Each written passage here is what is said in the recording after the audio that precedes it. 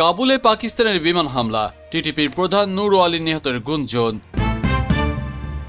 সীমান্তে গোলাগুলিতে আতঙ্ক, রাত জেগে উখিয়া ঘুমধুমের বাসিন্দারা।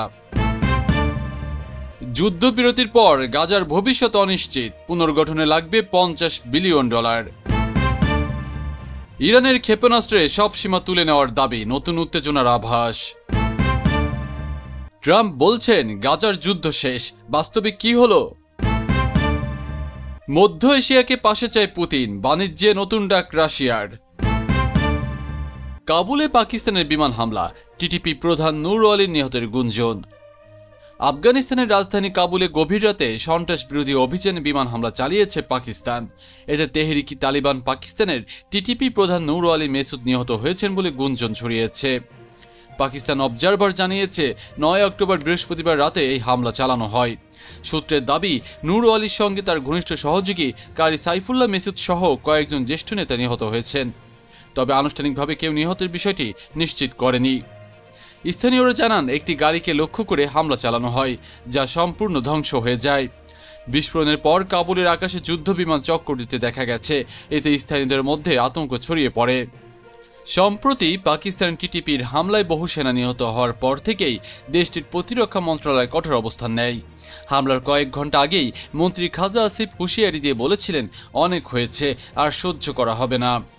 আফগান তালেবান সরকারের মুখপাত্র জাবিউল্লাহ মুজাহিদ এক্সে পোস্ট দিয়ে হামলার ঘটনা নিশ্চিত করলেও দাবি করেছেন বিস্ফোরণ ছিল ছোট পরিসরে। তবে স্থানীয়দের মতে হামলার শক্তি ছিল ভয়াবহ। সীমান্তে গোলাগুলিতে আতঙ্ক, রাত জেগে উখিয়া ঘুমধুমের বাসিন্দারা। মিয়ানমারের অভ্যন্তরে উখিয়া ও ঘুমধুম সীমান্ত সংলগ্ন এলাকায় 9 অক্টোবর বৃহস্পতিবার রাতভর তীব্র গোলাগুলির শব্দে আতঙ্ক ছড়িয়ে পড়ে। রাত 11টা থেকে ভোর পর্যন্ত চলা গোলাগুলিতে সীমান্তের বাসিন্দারা ঘর থেকে বের হতে পারেননি। স্থানীয়দের ধারণা, রাখাইনের মংরু এলাকায় রোহিঙ্গা সশস্ত্র গোষ্ঠী ও আরাকান আর্মির মধ্যে সংঘর্ষ চলছে। সামাজিক মাধ্যমে একজন রোহিঙ্গার আহত হওয়ার খবর ছড়ালেও তা নিশ্চিত নয়। বিজিবি জানিয়েছে সংঘর্ষ পুরোপুরি মিয়ানমারের ভেতরে এবং সীমান্তে গুলিয়ে আসার আশঙ্কা নেই। পরিস্থিতি নিবিড়ভাবে পর্যবেক্ষণ করা হচ্ছে। যুদ্ধবিরতির পর গাজার ভবিষ্যৎ অনিশ্চিত, পুনর্গঠনে লাগবে $50 বিলিয়ন। ইসরায়েল ও হামাস গাজার যুদ্ধবিরতির প্রথম ধাপে সম্মত হয়েছে বলে জানিয়েছেন মার্কিন প্রেসিডেন্ট ডোনাল্ড ট্রাম্প। কাতারও এই চুক্তির বিষয়টি নিশ্চিত করেছে। তবে যুদ্ধ শেষ হলেও গাজার সামনে রয়েছে বিশাল পুনর্গঠনের চ্যালেঞ্জ। জাতিসংঘ জানায় গাজার পুনর্গঠনে খরচ হবে $50 বিলিয়ন বেশি এবং সময় লাগবে অন্তত 15 বছর।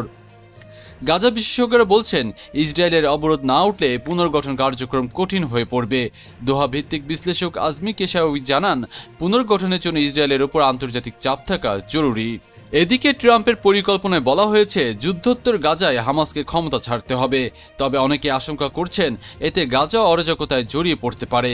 বিশ্লেষকরা মনে করেন, হামাস ক্ষমতা হারালে নিরাপত্তা শূন্যতা তৈরি হতে পারে এবং ফাতাহ হামাস দ্বন্দ্ব আবারও তীব্র হতে পারে। যুদ্ধ থামলেও শান্তি ও পুনর্গঠনের পথে গাজার যাত্রা দীর্ঘ ও কঠিন হতে চলেছে। ইরানের ক্ষেপণাস্ত্রে সব সীমা তুলে নেওয়ার দাবি, নতুন উত্তেজনার আভাস। ইরানের সর্বোচ্চ নেতা আয়াতুল্লাহ আলী খামেনি দেশের ক্ষেপণাস্ত্র কর্মসূচির ওপর থেকে সব ধরনের সীমা তুলে নিয়েছেন বলে দাবি করেছেন ইরানের এক জ্যেষ্ঠ সংসদ সদস্য আহমেদ বাকশাইস আরদেস্তানি। তবে খামেনির পক্ষ থেকে এখনও এই বিষয়ে কোনো আনুষ্ঠানিক ঘোষণা আসেনি। ইরান ইন্টারন্যাশনাল প্রতিবেদনে বলা হয়, এর আগে খামেনি ক্ষেপণাস্ত্রের পাল্লা 2200 কিলোমিটারে সীমিত রাখার নির্দেশ দিয়েছিলেন। কিন্তু এখন সেই সীমা তুলে নেওয়া হলে ইরানের প্রতিরক্ষা নীতিতে বড় পরিবর্তন আসতে পারে। বকশাইস জানিয়েছেন, ইরান তার ক্ষেপণাস্ত্র শক্তিকে সামরিক সক্ষমতার মূল ভিত্তি হিসেবে দেখছে এবং প্রয়োজন অনুযায়ী উন্নয়ন অব্যাহত রাখবে। এই মন্তব্য এমন সময় এলো যখন ইরানের পররাষ্ট্রমন্ত্রী আব্বাস আরাকচি অভিযোগ করেছেন, ইসরায়েল ইরানের ক্ষেপণাস্ত্র কর্মসূচিতে যুক্তরাষ্ট্রকে বিভ্রান্ত করতে ভুল তথ্য দিচ্ছে। বিশ্লেষকদের মতে, যদি খামেনির এই সিদ্ধান্ত সত্যি কার্যকর হয় তবে মধ্যপ্রাচ্যে সামরিক ভারসাম্যে নতুন উত্তেজনা তৈরি হতে পারে। ট্রাম্প বলছেন গাজার যুদ্ধ শেষ, বাস্তবে কি হলো? হোয়াইট হাউসে মন্ত্রিসভার শুরুতে মার্কিন রাষ্ট্রপতি ডোনাল্ড ট্রাম্প ঘোষণা করলেন, গতরাতে আমরা মধ্যপ্রাচ্যে গুরুত্বপূর্ণ অগ্রগতি অর্জন করেছি, আমরা গাজার যুদ্ধ শেষ করেছি। তিনি বললেন, এটি যদি সঠিকভাবে বাস্তবায়িত হয় তাহলে অঞ্চলটিতে স্থায়ী শান্তির সম্ভাবনা তৈরি হবে। তবে ঘনিষ্ঠ তথ্যে দেখা যায় এটি সম্পূর্ণ সামরিক নিষ্ক্রিয়তার ঘোষণা নয়। মিশরের মধ্যস্থায়ী স্বাক্ষরিত চুক্তি মূলত প্রথম ধাপ বন্দি বিনিময় ও ইসরায়েলি সামরিক কার্যক্রমে সীমিত পর্যায়ক্রমিক প্রত্যাহার। ট্রাম্পের 20 দফা পরিকল্পনায় হামাসকে অস্ত্র ত্যাগের শর্তই আছে, কিন্তু সেটা বাস্তবায়নের সূচি আলোচনার বিষয়। ইসরায়েলি প্রধানমন্ত্রী বেনিয়ামিন নেতানিয়াহু এর সঙ্গে একরকম সমন্বয় প্রকাশ না করায় দ্বিমত স্পষ্ট। নেতানিয়াহু জোর দিয়ে বলেছেন, সত্যিকারের যুদ্ধ সমাপ্তি তখনই বলা যাবে যখন হামাস অস্ত্র ত্যাগ করবে এবং গাজা সম্পূর্ণভাবে নিরস্ত্রীকৃত ও খোলা হবে। মধ্যস্থকারীরা ইসরায়েল ও হামাস দুপক্ষে কতটা ছাড় দিতে রাজি হবে সেই প্রশ্নই এখন মূল বিষয়। হোয়াইট হাউসের উচ্চাভিলাষী ঘোষণা থাকা সত্ত্বেও মাঠে বাস্তবিক শান্তি, বন্দি মুক্তি, সেনা প্রত্যাহার ও ভবিষ্যৎ শাসন কাঠামো, এই জটিল 3টি দফা এখনও চূড়ান্ত হয়নি। মধ্যপ্রাচ্যের চূড়ান্ত শান্তির পথে এই প্রথম ধাপ কি টেকবে নাকি নতুন বেকো মোড় নেবে, এটা এখন নিরীক্ষণের বিষয়।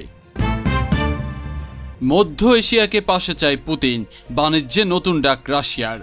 রাশিয়ার প্রেসিডেন্ট ভ্লাদিমির পুতিন মধ্য এশিয়ার 5 দেশকে রাশিয়ার সঙ্গে বাণিজ্য ও অর্থনৈতিক সম্পর্ক জোরদারের আহ্বান জানিয়েছেন। তাজিকিস্তানের রাজধানী দুশানবেতে 10 অক্টোবর বৃহস্পতিবার অনুষ্ঠিত শীর্ষ সম্মেলনে পুতিন বলেন, গত বছর কাজাখস্তান, উজবেকিস্তান, কিরগিজস্তান, তুর্কমেনিস্তান ও তাজিকিস্তানের সঙ্গে রাশিয়ার বাণিজ্য $45 বিলিয়ন ছাড়িয়েছে। এটি ভালো সূচনা, তবে সম্ভাবনার তুলনায় কম। পুতিনের এই আহ্বান এমন সময় এলো যখন চীনও একই অঞ্চলকে বাণিজ্য ও বিনিয়োগের মাধ্যমে আকৃষ্ট করতে সক্রিয় হয়ে উঠেছে। সোভিয়েত ইউনিয়নের পতনের আগে এই 5 দেশ ছিল মস্কোর অধীনে। এখনও রাশিয়া অঞ্চলটিকে নিজের প্রভাব বলয়ের অংশ হিসেবে দেখে। শীর্ষ সম্মেলনে গৃহীত যৌথ বিবৃতিতে নেতারা রাশিয়ার সঙ্গে কৌশলগত অংশীদারিত্ব জোরদার, নতুন পরিবহন করিডোর নির্মাণ এবং বাণিজ্যিক অর্থ প্রদানের আধুনিকায়নে একসঙ্গে কাজের অঙ্গীকার করেছেন। তারা উগ্রবাদ, অবৈধ অভিবাসন ও মাদক পাচারের বিরুদ্ধেও সহযোগিতা বাড়াতে সম্মত হন। বিশ্লেষকদের মতে ইউক্রেন যুদ্ধ ও চীনের ক্রমবর্ধমান প্রভাবের মধ্যে মধ্য এশিয়ায় রাশিয়ার অবস্থান টিকিয়ে রাখতে পুতিনের এই বার্তা এখন মস্কোর অন্যতম কূটনৈতিক কৌশল।